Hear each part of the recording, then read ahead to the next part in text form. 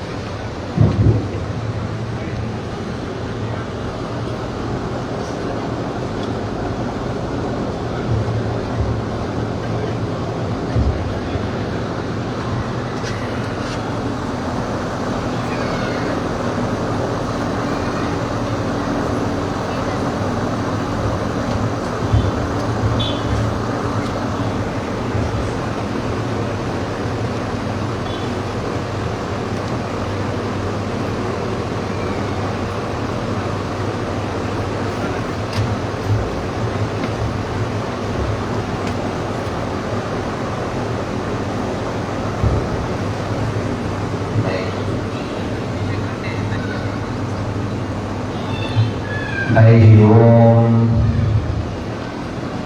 भारत माता की, भारत माता की। परम पूज्य श्रीमद जगद्गुरु शंकराचार्य श्री श्री स्वयं प्रकाश सच्चिदानंद सरस्वती महास्वामी वारी शरणाల వారి యొక్క అనుమతితో వారి శరణాల దగ్గర రణమిలుతూ ఏదైతే మేము మాట్లాడబోతున్నామో అదంతా జగద్గురు శంకరులు మహాగురులు సచ్చిదానంద స్వామీజీ వారి యొక్క అనుగ్రహంతో సరస్వతి లక్ష్మీ నరసింహస్వామి అనుగ్రహంతో మాట్లాడబోయేది. మా సొంతమేమీ లేదు. ఒక్కసారి మనం అందరం కూడా చక్కగా రెండు చేతులు పైకెత్తి మనం ఒక్కసారి హరే కృష్ణ మంత్రాన్ని చెప్తాం. హరే కృష్ణ. ఉపవాసమా? నేను కూడా ఏకభక్తం సౌండ్ రావాలి కదా. హరే కృష్ణ హరే కృష్ణ కృష్ణ కృష్ణ హరే హరే హరే రామ హరే రామ రామ రామ హరే హరే గోవింద. గట్టిగా నారాయణ నారాయణ నారాయణ. మన ధర్మం చాలా గొప్పది అనే విషయం చాలా మంది మన వాళ్ళకి తెలియదు. ఒకటి ఒకవేళ తెలిసిన దాన్ని అనుభూతం చేద్దాం. మన ఇంట్లో బంగారం ఒక నల్లగా అయిపోయినటువంటి ఒక రాయి రూపంలో ఉంటే దాంతో కుంకుడికాయలు అవి కొడుతూ ఉంటే బెల్లం అది ముద్ద చేయడానికి వాడుతూ ఉంటే ఎప్పుడో ఒక వ్యక్తి అనుమానాస్పదంగా ఆ రాయిని చూసి మరి ఎలాగే అని దాని మీద పట్టు ఉన్న వ్యక్తి దాన్ని ఓసారి గీస్తే అది ఇంత బంగారం మొత్తని వీళ్ళు దేనికి వాడుతున్నారు? కుంకుడికాయలు కొట్టడానికి, బెల్లం ముద్ద చేయడానికి. వాళ్ళ ఇంట్లో ఐశ్వర్యం లేదు అని అనుకుంటున్నారు, కానీ వాళ్ళు రిచ్, ఉన్నదేమో రొచ్చు. ఎందువల్ల? తెలియకపోవడం వల్ల. అలా మనందరం కూడా రిచ్ కల్చర్లో పుట్టాము, కానీ మనం అలా జీవించట్లేదు. ఎందువల్లంటే మనకి తెలియకపోవడం, తెలిసినా విశ్వాసం లేకపోవడం. మనకి ఎన్నున్నాయి? ఏమిటి ఎన్నున్నాయి? మేళ్ళ, కార్ల, బంగ్లాల, ఏమిటి ఎన్నున్నాయని అడిగింది నేను. మన గ్రంథాలు. మహాభారతం ఎన్ని శ్లోకాలు చెప్పండి ఎవరైనా? 1,00,000. చెప్పకపోతే మీకు పడదే శిక్ష. అవునా? కరెక్టే మీరు చెప్పింది. ఏం పేరు సార్ మీ పేరు? మోహన్ గారికి గట్టిగా 1700 శ్లోకాలు కలిగినటువంటి మహాభారతం మనకుంది. భగవద్గీత ఎన్ని శ్లోకాలు? 700. ఎన్ని అధ్యాయాలు? అమ్మయ్య. ఇప్పుడు ఇంకో ప్రశ్న అడిగితే మీరు అమ్మో అయ్యా అంటారు. భగవద్గీతలో 18 అధ్యాయాల్లో 5 అధ్యాయాల పేర్లు నేను చెప్పగలను చేయతండి. అమ్మయ్య, కొంత ఇజ్జత్ నిలబెట్టారు. హైదరాబాద్ పరువు, హిందువుల పరువు. అందరూ చెయ్యెత్తి చెప్పచ్చు.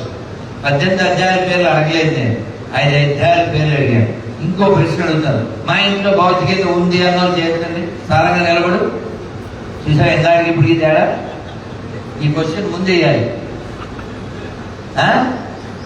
మీ పరువు నెమ్మదిగా తీయాలని అటు ఇటు వేశారు. ఇప్పుడు బహుశా మేము తెచ్చిన పుస్తకాలు మీ అందరికీ సరిపోతాయి అనుకుంటున్నాను. ప్రసాదం కాదు కాబట్టి ఇంటికి ఒకటే తీసుకోండి.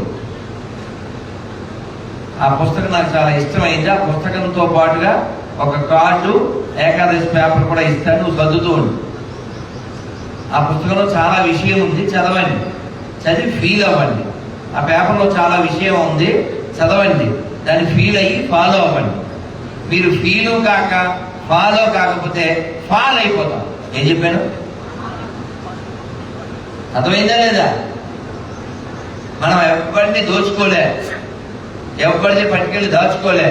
అయినా మన ధర్మాన్ని, మన దేశాన్ని నాశనం చేయడానికి చాలా కుట్రలు జరిగినాయి, ఇంకా జరుగుతున్నాయి. అయినా మనం మారడం లేదు, మనకు ఆశ తీరడం లేదు, భగవంతుని మోక్షం కోరడం లేదు. ఎందువల్ల? మనకు దాంతో పనే లేదు. ఎప్పుడో ఒక సాధువు గారు అడిగారు, మేము ఉన్నాం ఆ సభలో. ఏమడిగారంటే, మనందరం ఈ సాధనలు అవి చేస్తున్నాం కదా, ఎందుకు చేస్తున్నాం అన్నారు. ఎందుకు చేస్తున్నాం? దేనికి చేస్తున్నాం? మోక్షం కోసం చేస్తున్నాం. అవునా? ఇప్పుడు చెప్పండి, ఇక్కడ ఎంతమందికి మోక్షం కావాలో చేస్తాను చూద్దాం. నిజాయితీ పనులు అందించాలి. ఎవరు చెయ్యలేదో వాళ్ళకి నిజాయితీ ఉంది, చేతులు చప్పలు కొట్టాలి. ఇదేంటండి, మాకు కదా చప్పలు కొట్టాలి. స్వామీజీ నవ్వుతున్నారు. చెయ్యి ఎత్తలేదంటే వాళ్ళకి మోక్షం అక్కర్లేదని కాదు, మన వల్ల వద్దా ఏంటి. చెయ్యి ఎందుకు ఎత్తారు? మరి చెయ్యి ఎందుకు ఎత్తారు? మోక్షం కావాలని. నిజంగా దొరుకుద్దా? స్వామీజీ అన్నారు అక్కడ విశాఖపట్నంలో, రంగరామానుజీ స్వామి వారు అన్నారు, మోక్షం కావాలా? ఇప్పుడు ఇప్పుడు ఇప్పుడు వైకుంఠం నుంచి పుష్పక విమానం వస్తే ఎంతమంది రెడీగా ఉన్నారు? ఎవ్వరు రెడీగా లేదు. ఎవరో కదా. మీరు తుకారాం పేరు విన్నారుగా, సినిమా కూడా చూశారుగా. ఆయన ఆవిడతో చెప్తాడు ముందు రోజు రాత్రి. ఏం చెప్తాడు? రేపు విమానం వస్తుంది, ఫస్ట్ ఫ్లైట్ మనమే ఎక్కుదాం అని చెప్పాడు. ఆ ఊరుకొని అలాగే చెప్తారు అంటారు. రేపు పొద్దున్న దోశలు పోద్దాం అనుకుంటున్నాను, వడలు చేద్దాం అనుకుంటున్నా, ఏదో చెప్పింది ఆవిడ. నమ్మలేదు. ఎవరు నమ్మలేదు? సొంత భార్యే. తర్వాత వచ్చింది సశరీరంతో. ఆయన వెళ్ళారు, మళ్ళీ వెనక్కి తిరిగి వచ్చి గరుత్మంతుడు తీసుకెళ్ళాడు. అసలు మోక్షం అనేది అంత సులభమైందా? మన ఇంట్లో ఆవకాయ జాడీలో ఆవకాయ మొక్క, అది డబ్బులు పెడితే కొనుక్కునేదా? మరి ఎలా వస్తుంది అది? చెప్పండి ఎవరైనా. చెప్పనా? త్యాగరాజ స్వామి వారు చెప్పారు. ఏం చెప్పారు? ఏమో త్యాగరాజ స్వామి ఎవరో నాకు తెలిసిన వాళ్ళు చేయకండి. అమ్మయ్య, నిజాయితీ గట్టిగా ఉందా ఇక్కడ? డబ్బులు కొట్టు. ఇలా చేసి ఎత్తన వాళ్ళకే చెప్పట్టు. మరి ఆనెస్టీ ద బెస్ట్ పాలసీ కదా. చాలా గొప్ప. ఆయన ఇంటికి వెళ్ళాక, మీలో సీరియల్ బ్యాచ్ లేదు, సీరియస్ బ్యాచ్ ఉందని అనుకుంటున్నాను. ఏమన్నా? సీరియల్ బ్యాచ్ లేదు, సీరియస్ బ్యాచ్ అనుకుంటున్నాను. యూట్యూబ్లోకి వెళ్ళి త్యాగరాజ స్వామి కీర్తనలను కొట్టండి. అలా వింటూ వంట చేయండి. మీ మనసు చాలా ఆనందంగా ఉంటుంది. ఆ స్థితిలో మీరు వంట చేస్తే అది అమృతం అయిపోతుంది. ఎన్నో చెప్పాలి, ఎన్నో చెయ్యాలి. అవి చేస్తేనే మనం మోక్షం పొందుతాం. ఆయన చెప్పారు, మోక్షము గలదా భువిలో జీవన్ముక్తులు గాని వారలకు మోక్షము గలదా.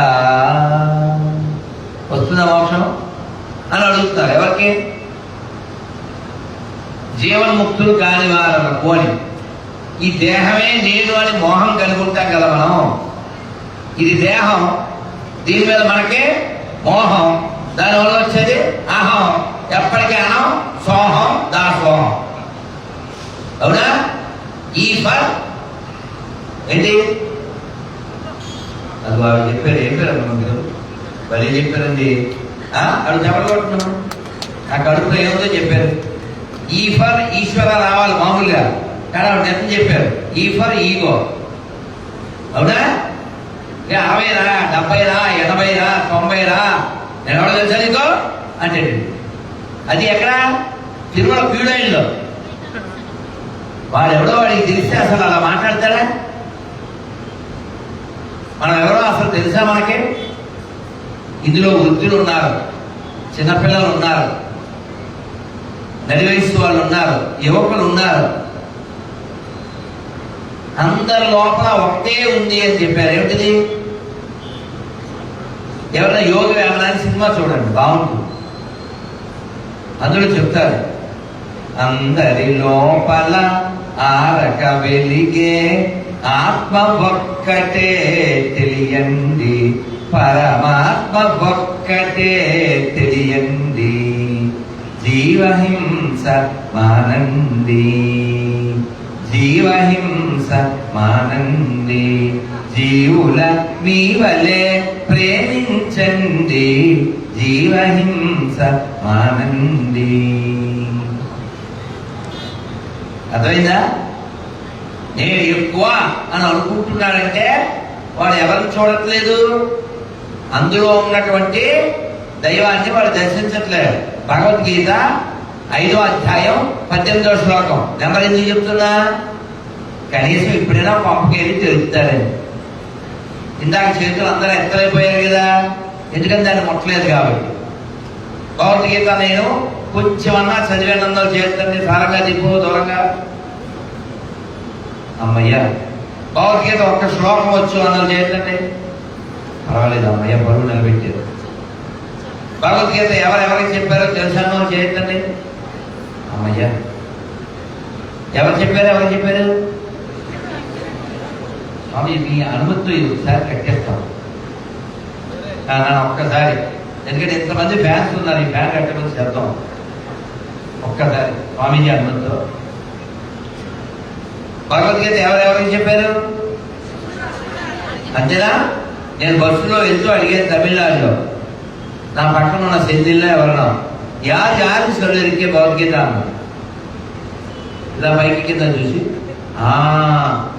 శివాజీ గణేశన్కి ఎంజిఆర్ చదివింది.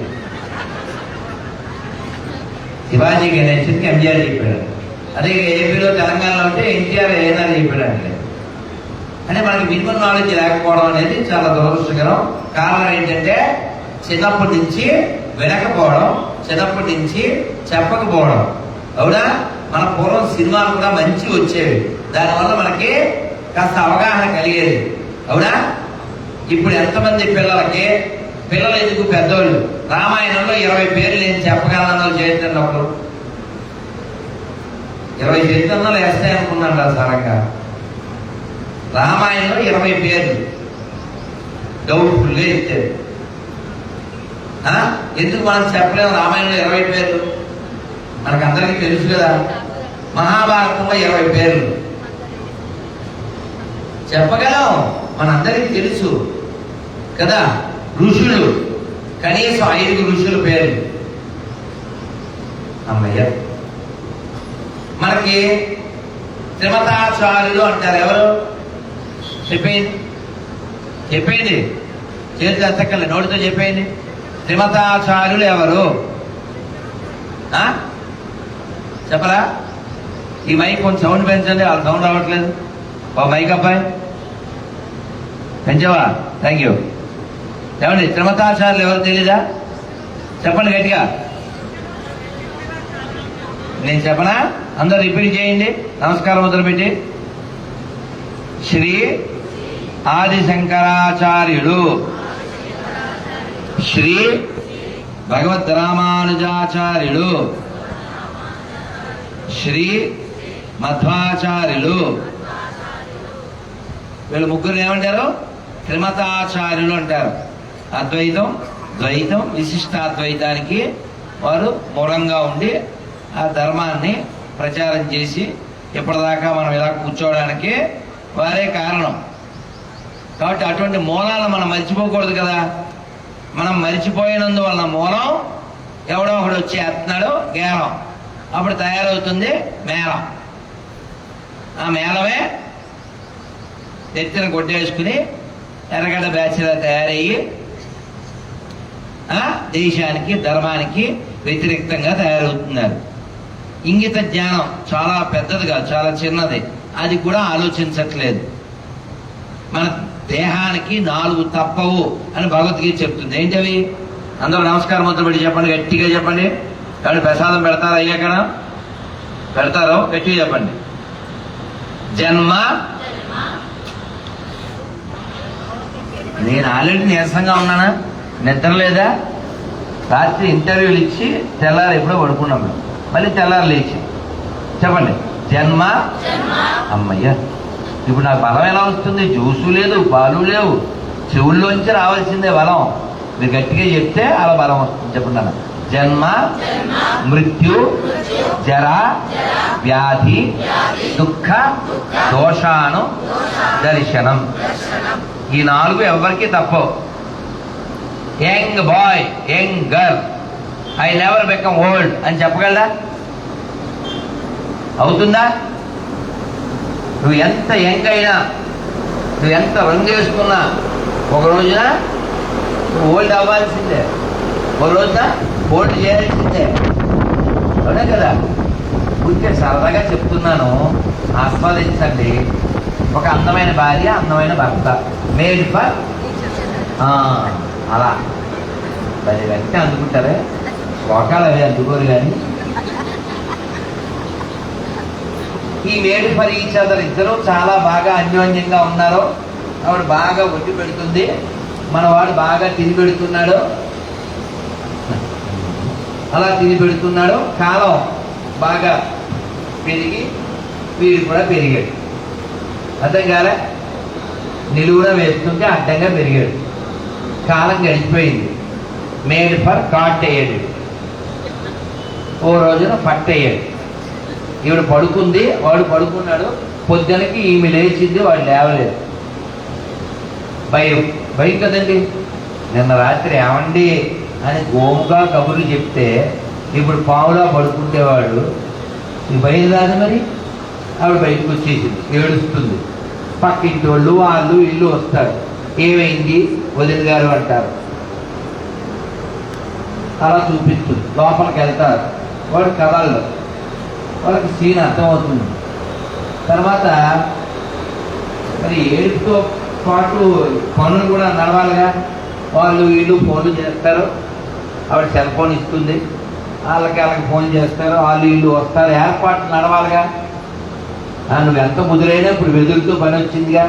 నువ్వు కుదురుగా పడుకోబెట్టాను నిన్ను. అర్థమైందిగా. ఇంకా వివరంగా చెప్పలేదు. సో అందుకని ఈ ఏర్పాట్లు చేస్తున్నారు. చేసే ప్రయత్నంలో అతను వచ్చి ఈ బాధ్యత తీసుకున్నవాడు చెవి దగ్గర చెప్పాడు. ఆవిడ ఏడుస్తుంటే, అమ్మా ఇప్పుడు అయ్యవారు బయటికి వెళ్ళాలంటే 2 మార్గాలు ఉన్నాయి. ఆయన ఉండే సైజుకి 2 మార్గాలు. ఒకటి గుమ్మం కోసేయడం, లేకపోతే గురువుగారిని కోసేయడం. ఇలా అర్థమైందా? మనోడు చాలా హెవీగా ఉన్నాడు. మేడ్ ఫర్ కాట్ అని చెప్పానా? ఇది బాగా పెరిగిపోయాడు నిలువు అడ్డంగా. ఇప్పుడు బయటికి వెళ్ళాలంటే గుమ్మం అన్నా కోసారు, గురువు గారు అన్నా కోసారు. అనగానే ఆవిడ కళ్ళు చూసుకుని మొన్నే పెట్టించాం గుమ్మం 50,000 అయింది. ఇలాంటప్పుడు చెప్పలేండి. ఇక్కడ అర్థమైందా? Permission granted. ఎవరికి పర్మిషన్ గ్రాంటెడ్? ఎవరికి? కోసాయి మన ఇప్పుడు వేసాయి. వాడినే కౌలించుకుంది. వాడితోనే పిల్లలు కాదు. ముద్దులు పెట్టినా మొదలు పెట్టినా ఏం పెట్టినా చివరికి ఇప్పుడు కోరిక పెట్టి మనం అందరం కూడా ఈ ప్రపంచంలో గెస్ట్గా వచ్చాం. మనం ఏదేదో ఫీల్ అయిపోతుంటాం. వాళ్ళు నాకు చాలా బాగా తెలుసండి, వాళ్ళు బాగా కావాల్సిన వాళ్ళండి, నేను ఆ తాలూకా అండి అని ఏదో ఫీల్ అవుతుంటాం. కానీ జాషువా గారు చెప్పినట్లుగా ఇచ్చోటనే లేక ఇల్లాలు నల్ల పూసలు రాలిపోయినవి.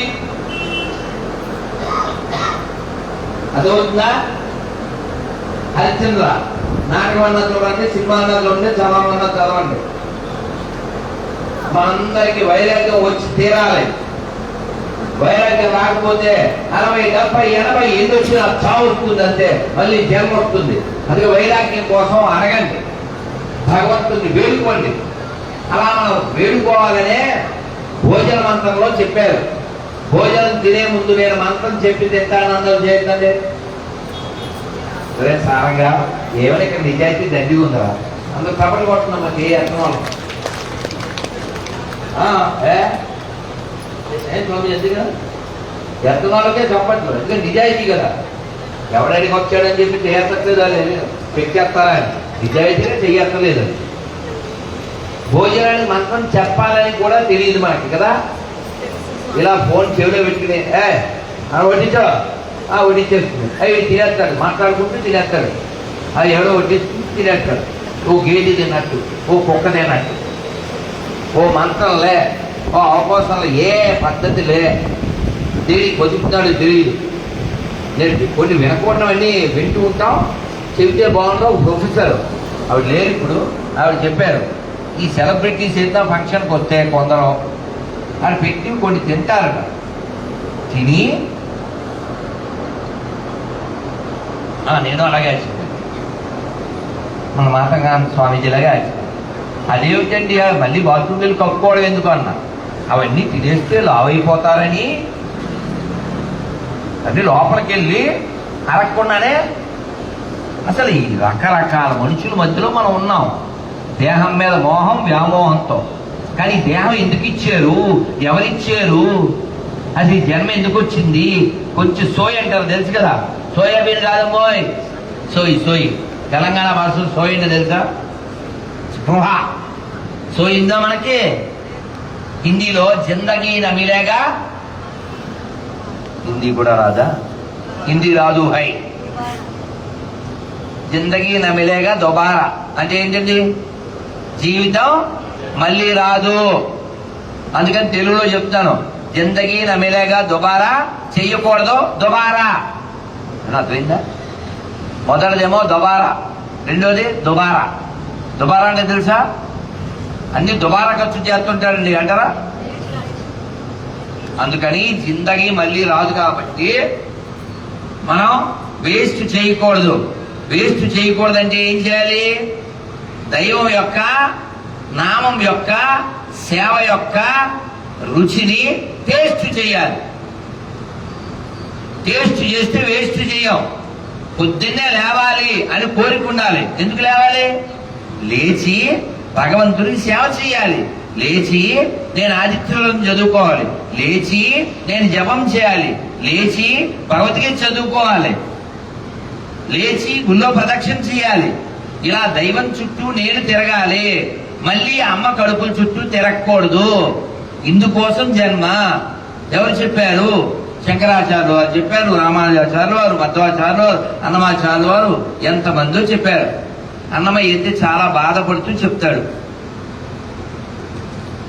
ఎంత కాలము కదా ఈ దేహ ధారణము,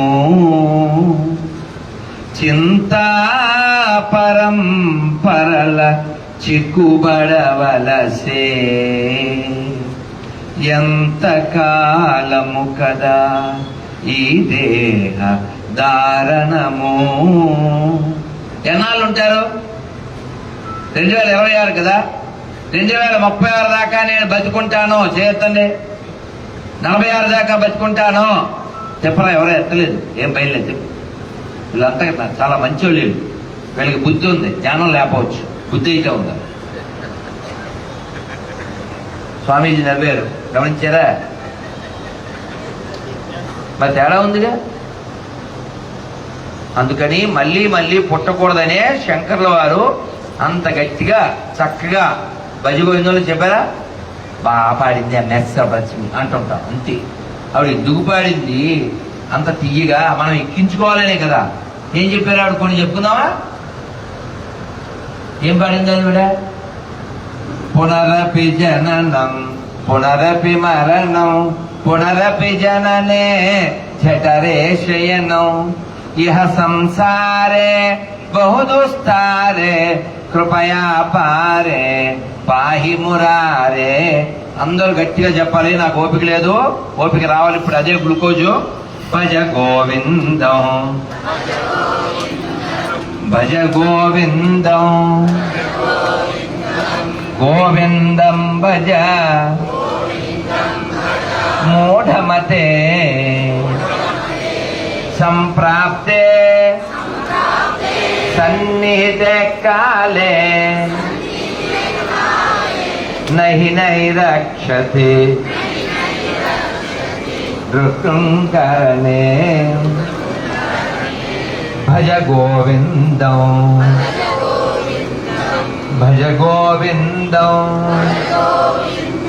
గోవిందం భజ మూఢమతే. ఇది నేను నా జీవితంలో ఒక్కసారైనా విన్నాను అన్నది చేస్తున్నామ్మా. అమ్మయ్యా మా బ్యాచ్ దండిగా ఉందండి. చప్పట్లు కొట్టుకోండి ఎవరికాళ్ళు. మరి ఎవరు కొడతారు? మాకు మేమే కొట్టుకోవాలి చప్పట్లు, అంతేనా? మరి ఇందులో ఒక్క శ్లోకం నా నోటికి వచ్చన్న ఎవరైనా ఉన్నారా? కొన్ని తలకాయలు కనపడ్డాయి, అందుకని ఆశతో అడిగాను. అమ్మయ్యా నా ఆశ తీర్చారు. మా పిల్లలకి దీన్ని నేర్పిస్తామండి, మా మనవాళ్ళకి మనవరాళ్ళకి అన్నోళ్ళు చేద్దాం. ఇది కావాలి. వీళ్ళండి అన్నం తినే బ్యాచ్. కొట్టండి చెప్పండి. అంటే వీళ్ళు తినరాని కాదు, వాళ్ళకి మనవాళ్ళు ఇంకా కరగలేదు, తర్వాత నేర్పిస్తారు. అది మీరు అపార్థం చేసుకోండి. ఎందుకు చెప్తున్నానంటే మనని బాగా గట్టిగా తిట్టిన జగద్గురువులు ఇద్దరే. భజగోవిందంలో స్టార్టింగ్ లో వచ్చే తిట్టేంటి? మూఢ. వాళ్ళ మూఢమతే. మూఢ అంటే ఏంటి అర్థం? అరే ఫుల్ అని అరవదు, వేస్తారో అమ్మో నాన్నో బాసో. ఈ ఫూల్ అనే పదమే సంస్కృతంలో మూఢ. మన మూఢ అని తిట్టిన వాళ్ళలో మొట్టమొదటి జగద్గురువు శ్రీకృష్ణ భగవానుడు. కృష్ణం వందే. ఏం తిట్టాడు ఆయన? ఆయన కూడా అవజానంతి మా మూఢ మా అనుషింతను మాశ్రితం తిట్టాడు. ఆయన కూడా మూఢ అని తిట్టాడా? 5000 సంవత్సరాల క్రితం భగవద్గీతలో ఆయన తిట్టాడు. 2000 సంవత్సరాల క్రితం శంకర్ల వారు తిట్టారు. ఇదిగో స్టార్టింగే తిట్టు, అవునా? ఇంకా మధ్య మధ్య కూడా అదే పదం. ఏమని? మూఢ జహీ తనాగమ తృష్ణాం కురు సద్బుద్ధిం మనసి వితృష్ణాం ఎల్లబసే నిజ కర్మోపాతం విత్తంతేన వినోదయ చిత్తం భజ గోవిందం భజ గోవిందం గోవిందం భజ మూఢమతే. గట్టిగా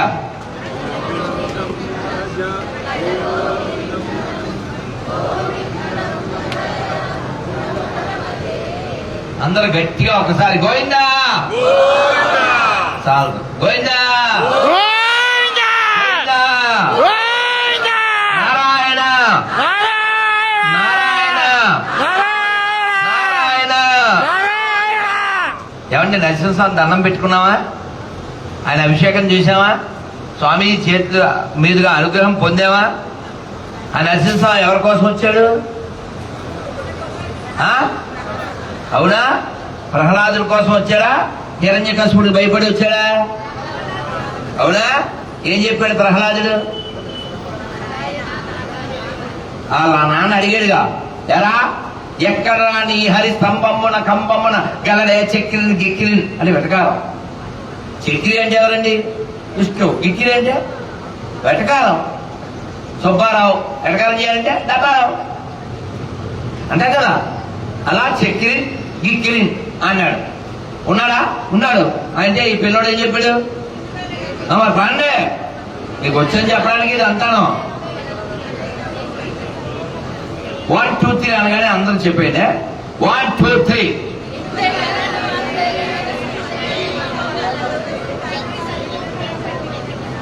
అచ్చ తెలుగు పద్యం కదా. నేను చెప్తాను, అందరూ ఒకసారి చెప్పండి. ఇందుగలడందులేడని ఇందుగలడందులేడని సందేహము వలదు చక్రి చక్రి సర్వోపగతుండు ఎందెందు వెదకిన ఎందెందు వెదకిన అందందే గలడు అందందే గలడు దానవాగ్రణి. ఏంటి చివరి ఇంకో మాట చెప్పాడు, వింటే అన్నాడు. ఏమన్నాడు? వింటే. ఇప్పుడు ఆ దానవత్వం మనందరిలో కూడా ఉంది, అందుకని మనం వినాం. కానీ వినే లక్షణం చాలా తక్కువ ఉంది. వింటే మనం చాలా బాగుపడతాం, కానీ వినాం.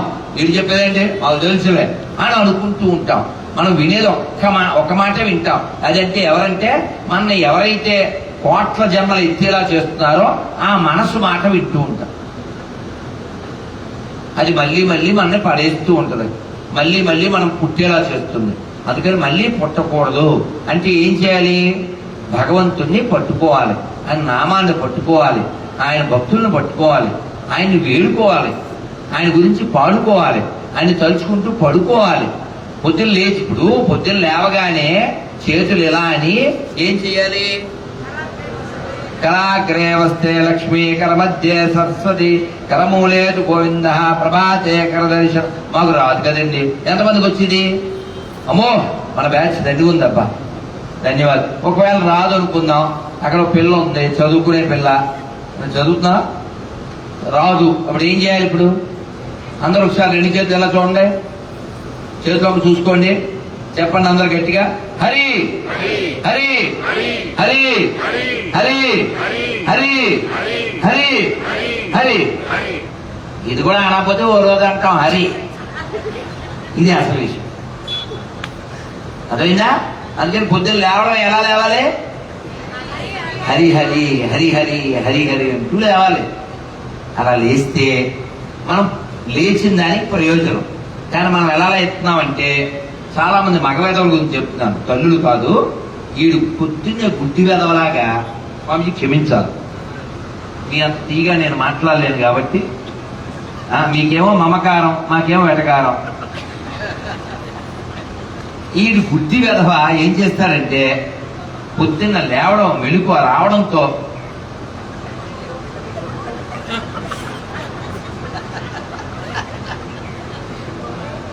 అర్థమైందిగా మీ అందరికీ? ఫోన్ అలాంటి గుడ్డి పనులు చేయకండి. ఎలా వెతుక్కుని మొదలెట్టడమే. ఏ స్టార్ట్ విత్ హలో యమా కమన్ సేఫ్ చలో. అవునా కదా? పొద్దున్న ఎవరితో మొదలు పెట్టాలి? మన రోజుని భగవత్ సంబంధంగా మొదలు పెట్టాలి కదా.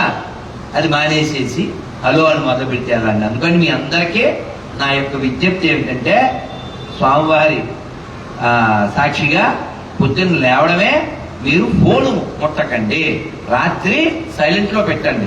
ఇప్పుడు రాత్రి మేము ఇంటర్వ్యూలో ఉన్నాం, ఎవరో గొర్రెకి ఫోన్ చేశాం.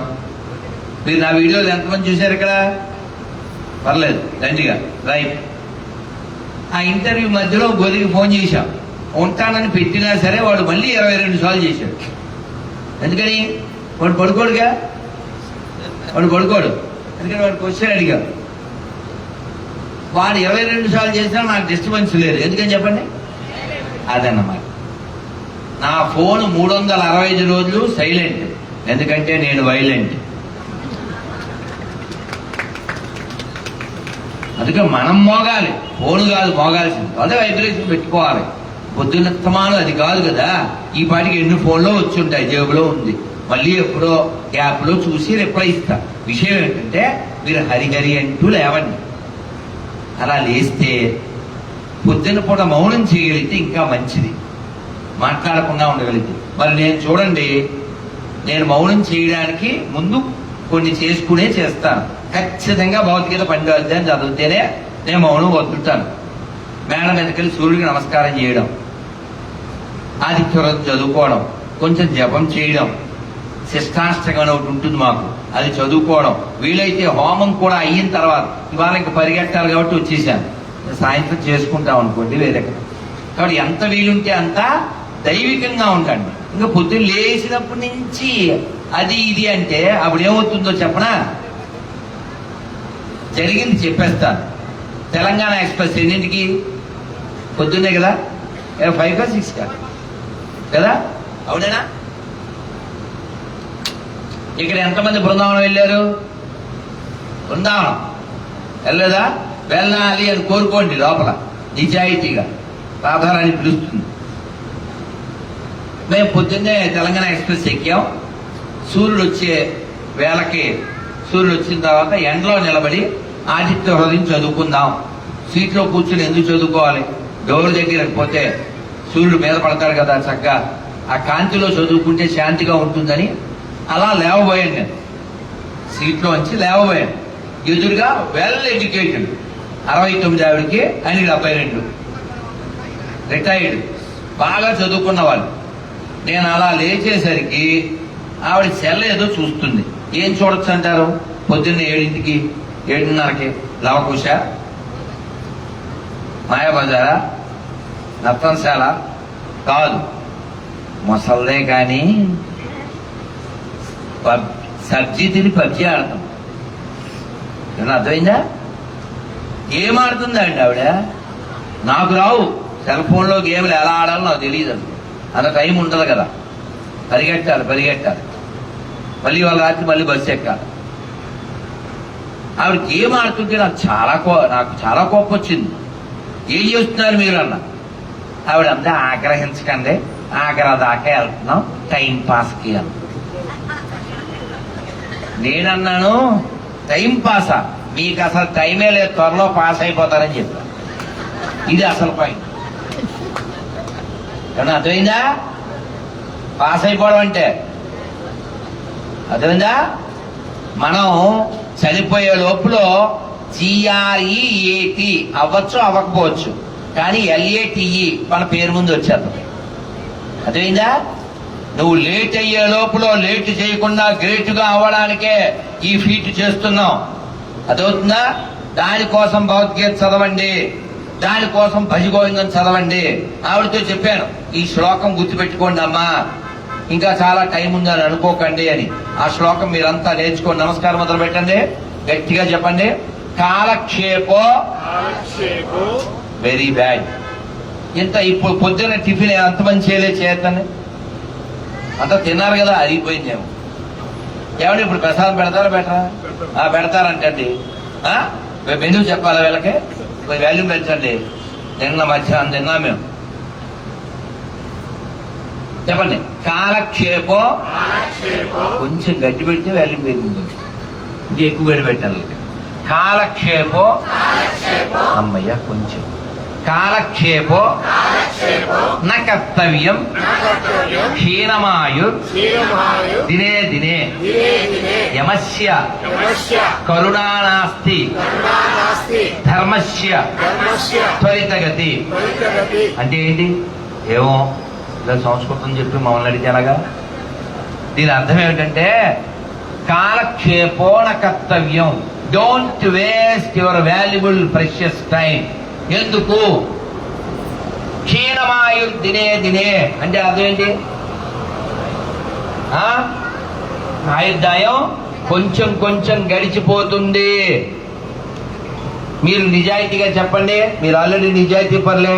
నేను ఇంకా బర్త్డే చేసుకుంటానన్న వాళ్ళు చేయొద్దండి. అమ్మో ఏమిటా నిజాయితీగా? ఏం ఎవరు లేదు, 1 2 అంతే. అమ్మో బర్త్డే చేసుకోని వాళ్ళు ఇంతమంది ఉన్నారా? గట్టిగా గట్టిగా.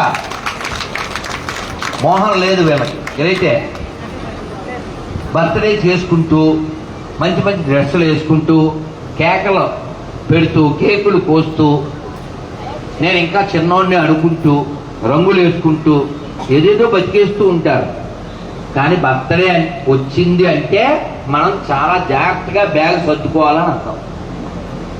ఒక్కొక్క బర్త్డే వచ్చిందంటే అర్థం ఏంటి? డెత్ డే దగ్గర అవుతున్నామని అర్థం. బర్త్డే కేకులు వేయడానికి కేకలు వేయడానికి కాదు. బర్త్డే వస్తుందంటే సర్దుకో బ్యాగు. నేను నంద్యాల వెళ్ళాను, ఎవరో 74 ఏళ్ళు 75 ఏళ్ళు. స్వామిజీ ఈ మధ్య చెవి పని చేయట్లే, కాలు పని చేయట్లే, కనబట్టలే అని ఏమో కంప్లైంట్ చేస్తున్నాడు. నేను అన్నాను బ్యాగ్ సర్దుకోండి అన్నాను. ఏమన్నారు అన్న? ఏం లేదు కాదు. మరి ఏం చేయాలి? అసలు సర్దుకుందామని ఉందా మనకి? ఇంకా ఏదో ఈ ప్రపంచాన్ని అద్దుకుందామని కదా. ఎలాంటి కోరికలు ఉన్నాయంటే మనకి ఇవా ఇంకా తినాలి అనుకోవడం, ఫలానాది తినాలనుకోవడం. జంతికలు ఎంతమందికి తెలుసు? అందరికి తెలుసుగా.